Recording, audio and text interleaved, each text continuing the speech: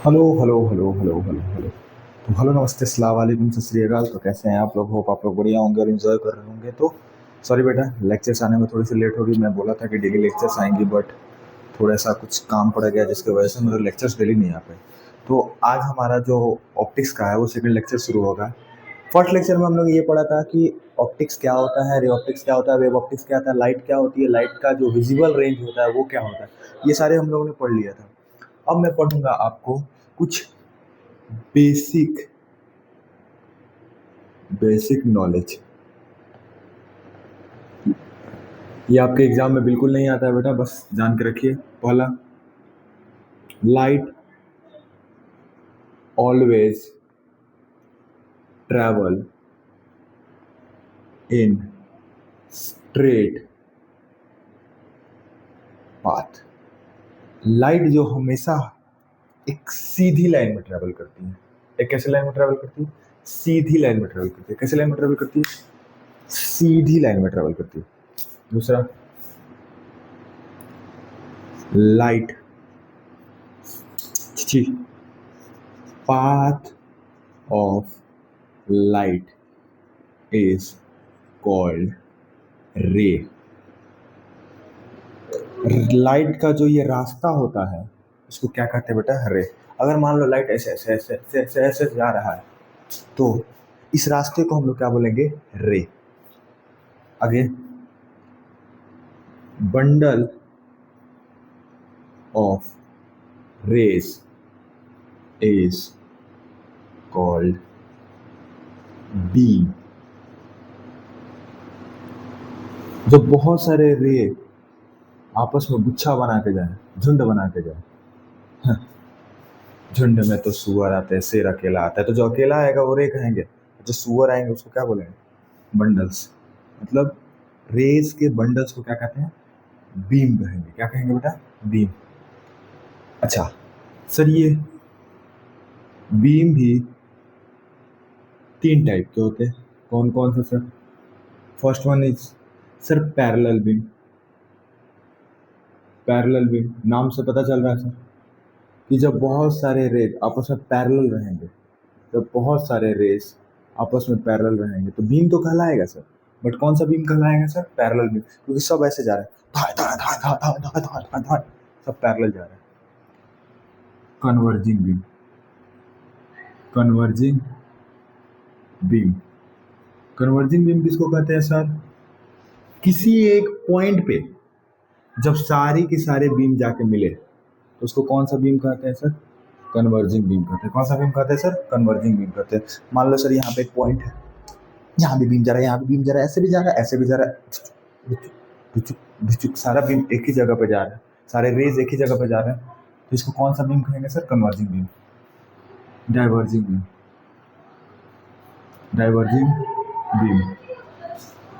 Diverging beam क्या होता है सर? सर एक पॉइंट से जब बहुत सारे रे, उधर भी, इधर भी, उधर भी, इधर भी, इधर भी, सारे रेस निकले, जैसे टुस टुस टुस टुस टुस, तो क्या हो रहा है बेटा? एक ही पॉइंट से बहुत सारे रेस निकलता है ना, जैसे टॉर्च।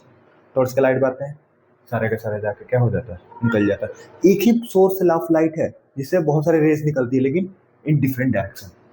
तो उस बेटा वो कौन सा बीम कहलाएगा सर? डाइवर्जिंग बीम कहलाएगा। तो होप ये कुछ बेसिक नॉलेज आपके बारे में पढ़ा होगा। अब बेटा नेक्स्ट टॉपिक में पढ़ते हैं, that is reflection of light.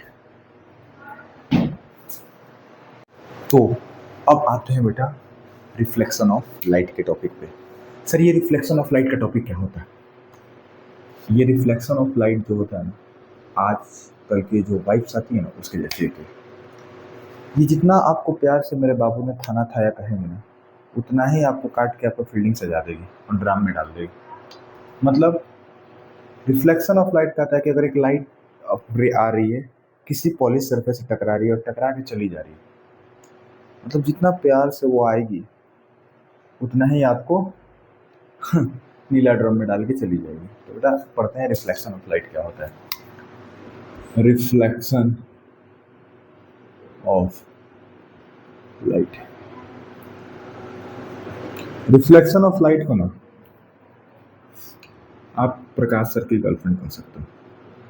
Prakash sir की जी, ठीक है। क्या होती है रिफ्लेक्शन ऑफ लाइट?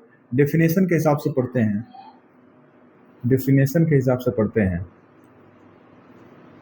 क्या होता है रिफ्लेक्शन ऑफ लाइट। तो बोलता है कि the process the process of sending back of light sending back of light when it falls on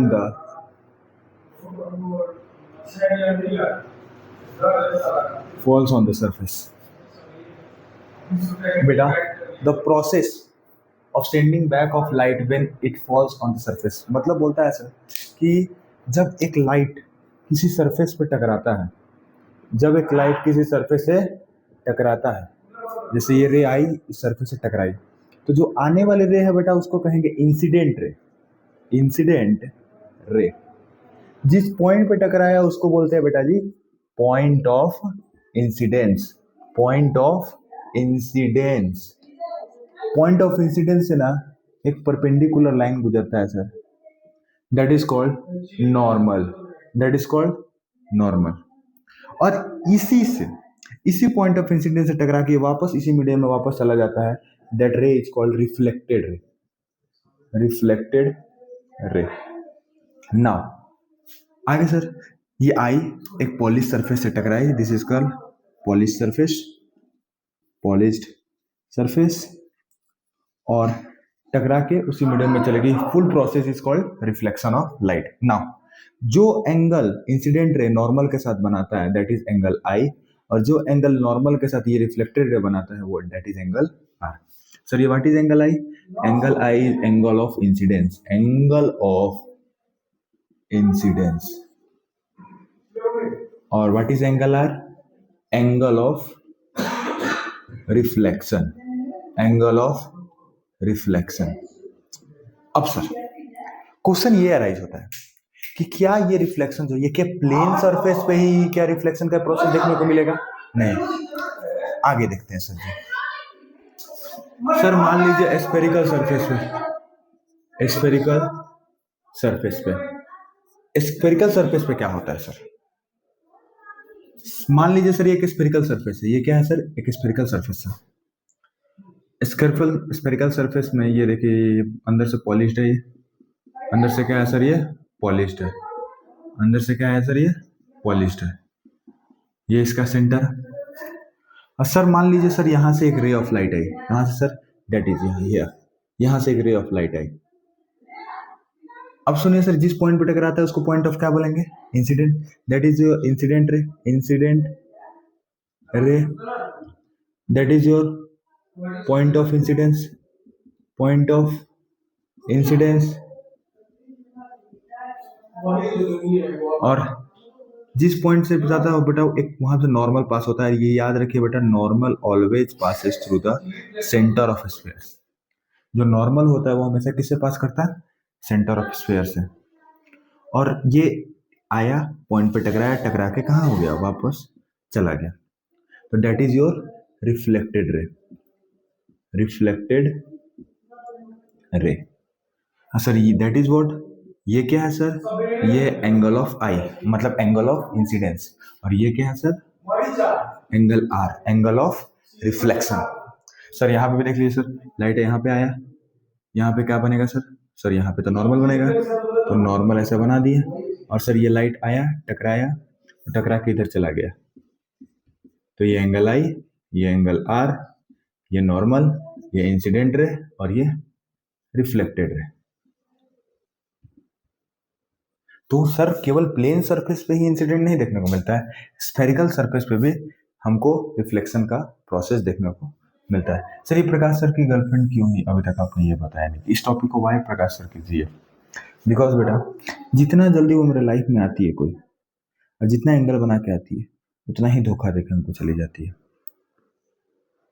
मैं जितना वो मेरे से बाबू सोना जादू टूना करती उतना ही मेरे को गरिया के चली जाती है। चलिए बहुत बढ़िया। अब क्या है सर? तो अब इसके बाद एक चीज इंपॉर्टेंट है, that is law of reflection. तो अब हम लोग पढ़ेंगे बेटा लॉ ऑफ रिफ्लेक्शन नाउ। तो अब हम लोग पढ़ने जा रहे हैं what is law of reflection. Law of reflection, परिवर्तन के नियम, परावर्तन के नियम, सॉरी लॉ ऑफ रिफ्लेक्शन क्या होता है। तो सर पहले तो यहाँ पे बना देते हैं डायग्राम। रिफ्लेक्शन ऑफ लाइट क्या होता है सर कि सर जब रे ऑफ लाइट आए, आपको बाबू सोना बुलाए, इस पॉइंट पे टकराएं, यहाँ पे पॉइंट ऑफ इंसिडेंस बनाए, साथ में नॉर्मल भी बनाए, और जितना बाबू सोना बोल रहे थे उतना जादू टोना करके चली जाए, मतलब रिफ्लेक्टेड रे बनाए।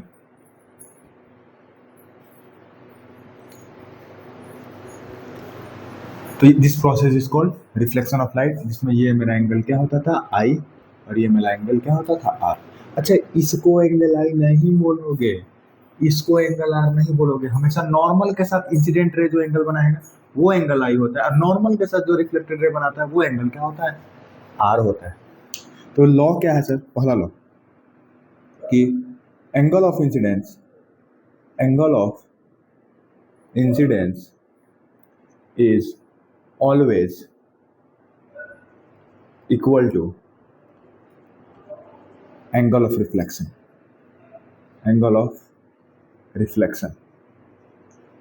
मतलब सर ये जो एंगल आई हमेशा एंगल आर के बराबर होता है, मतलब ये 30 डिग्री पे है तो 30 डिग्री पे, ये 40 डिग्री पे है तो 40 डिग्री होगा, ये 50 डिग्री होगा तो ये 50, ये 60 होता होगा ये भी 60 होगा, मतलब ये गधा होगा तो ये भी गधा होगा, ये घोड़ा होगा तो ये भी घोड़ा होगा।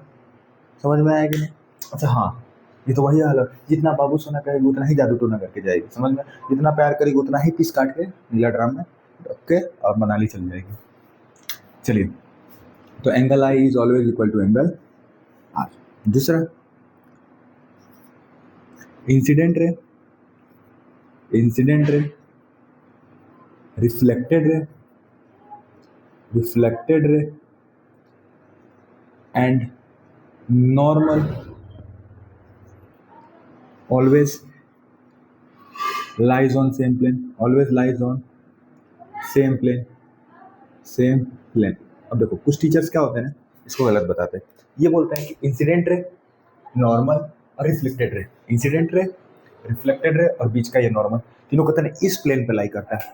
नहीं नहीं नहीं, इंसिडेंट रे, रिफ्लेक्टेड रे और नॉर्मल इस प्लेन पे नहीं बल्कि इस प्लेन पे लाई करता है। Incident ray, reflected ray and normal lies on that same plane, understand?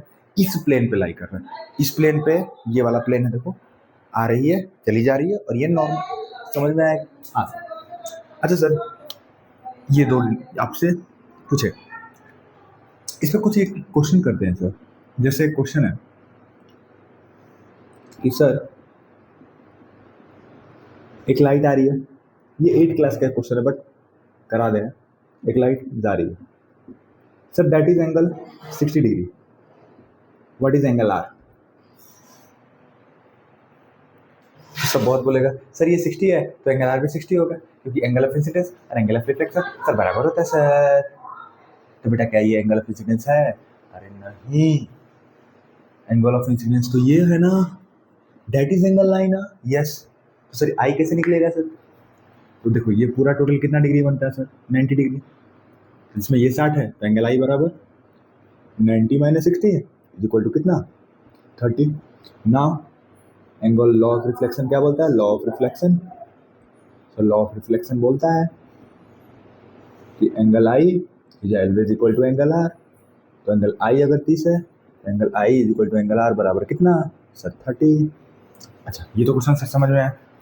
एक क्वेश्चन और है सर, एक क्वेश्चन और है कि सर मान लीजिए सर यहाँ पे 2 मिरर है, टुस टुस टुस टुस टुस टुस टुस टिस टिस टिस टिस टिस टिस टिस टिस टिस टिस। सर एक रे आ रही है ऐसे, इस पर टकरा रही है ऐसे, टकरा के ऐसे पैरेलल चली जा रही है सर। Yes sir.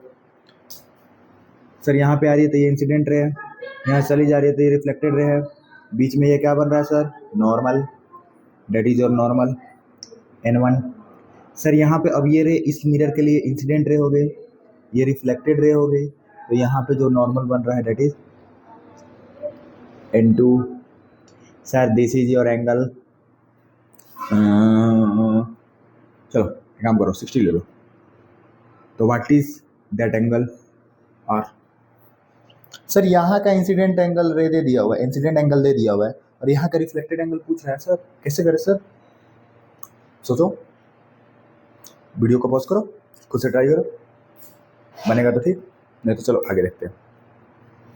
सर ये एंगल 60 है,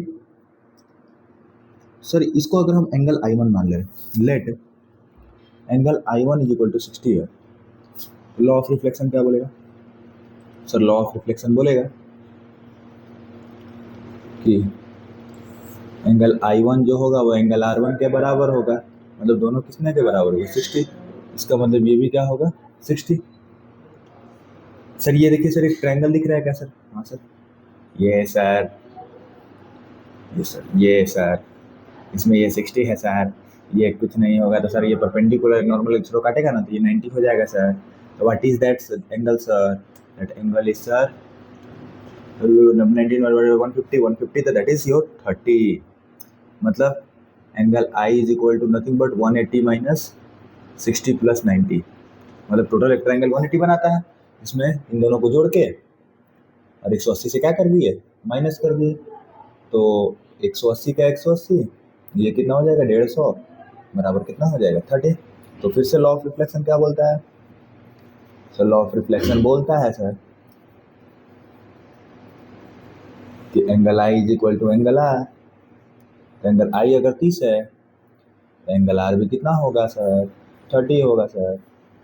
तो होप आपको रिफ्लेक्शन वाला ये जो टॉपिक है, लॉ ऑफ रिफ्लेक्शन जो है वो आपको समझ में आया होगा। तो बस आज के लिए इतना ही। अब जो लेक्चर आएंगे वो नेक्स्ट इमेजेस के ऊपर आएंगे। तो आज के लिए धन्यवाद, शुभ रात्रि।